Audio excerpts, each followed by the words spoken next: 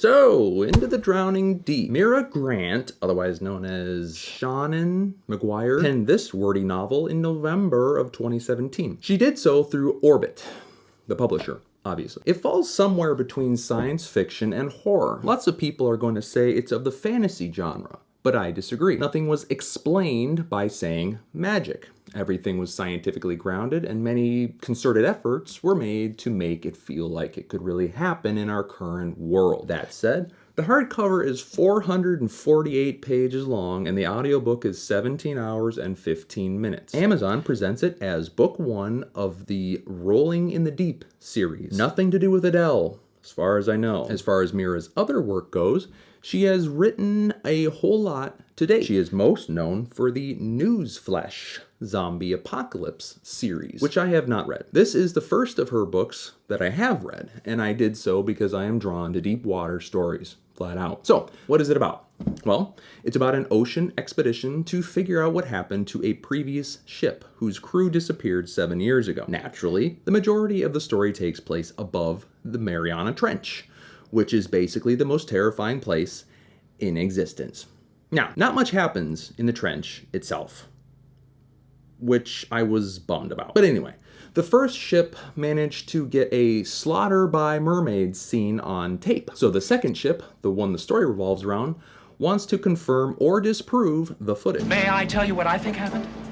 Alrighty then. I should mention that there's quite a cast of characters that the POV flips between. If I had to nail down a main character, I would say it would be Victoria Stewart. Okay, for those of you who already read this, did you notice that the 2020 film Underwater, which took place in the Mariana Trench, starred Kristen Stewart? I mean, what are the chances, right? Now, why did I pick it up and read it? Well, as I said, I'm a sucker for deep sea books and movies. Not because they scare me, because they don't, but because the environment is oppressive, tense, and kick butt. And because the science is fascinating. That's really the only reason I grabbed this novel. With that, let's get into the novel's high points. The first of these is the science. Mira clearly did her research and did it meticulously.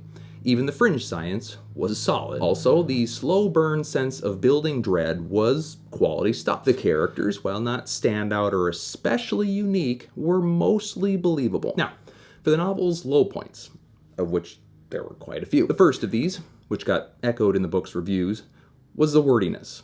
I'm talking paragraph after paragraph of material that did not advance the plot or develop character. I sort of wanted a red pen to cross out sentences that should have gotten cut. Very, very wordy. As in, a standard editor would probably have cut 25% of the novel's length. Second, the story wrapped up way too quickly. I mean, Mira built up the ending for 435-ish pages, which I'm not gonna spoil, and then wrapped it up in like 2. And the wrap-up was not very satisfying, in my opinion. And third, I found the relationships hard to believe.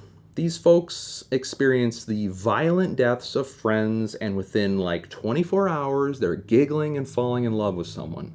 I mean, does that actually happen? That said, let's quickly hit some content warnings. As I just alluded to, there are some steamy scenes, hetero and lesbian, so be forewarned. As far as violence goes, there is a decent amount of graphic blood and gore. Nice. Where profanity is concerned, What's your profanity? there is plenty. Mira didn't go overboard, but neither did she go easy on it. In the realm of dirks, it was pretty light. A little here and there. Nothing hard. And as far as scary stuff, yeah, there was a lot. I mean, it's about killer mermaids, so there you go. Now, how would I rate it? Well, the story gets a 3 out of 5. Characters experience growth, but nothing terribly concrete or novel. The delivery gets a 2 out of 5. Again, too slow, too wordy, and too quickly concluded. And last, the enduring messages and themes get a 3 out of 5. Fighting fear and finding hope in the darkest of times. I mean, pretty standard, I guess. With that said, should you read Into the Drowning Deep? Well, unless you really go for sea stories and deep sea terror, no. Just no. You should not take the time to read it. My reasoning: see the novel's low points. And now for the part y'all have been waiting for. Let's do some 1-star cold reads, strictly because they are entertaining. Again, keep in mind that I'm not reading these to bash the novel. I just gave you my comprehensive opinion on it. So, cold read 1. The story was good, but seller was not. Okay. I enjoyed this story, but this review is strictly for the seller. Well, you gave the book a 1 star, so that's all the author cares about. I found Cheeto thumbprints. All in the middle of the book. Disgusting! All caps. First, what sort of monster reads their books with grubby hands? Okay. Alright. Title. Ugh. Description of the ugh is negative. Premise. Characters. Ugh. All around. Ooh. 1 star.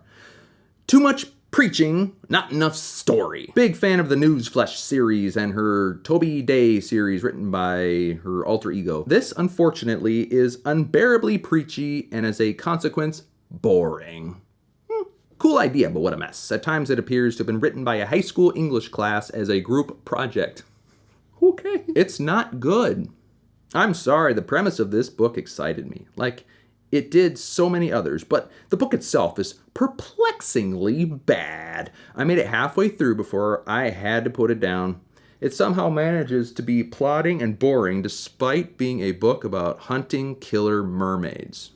I kind of agree. Anyway, well, that was fun. In conclusion, please subscribe if you want to see more videos like this. If there's a book that has your attention, but you're not sure if you should take the time to read it, leave me a comment and I'll see what I can do. So with that, thanks for watching.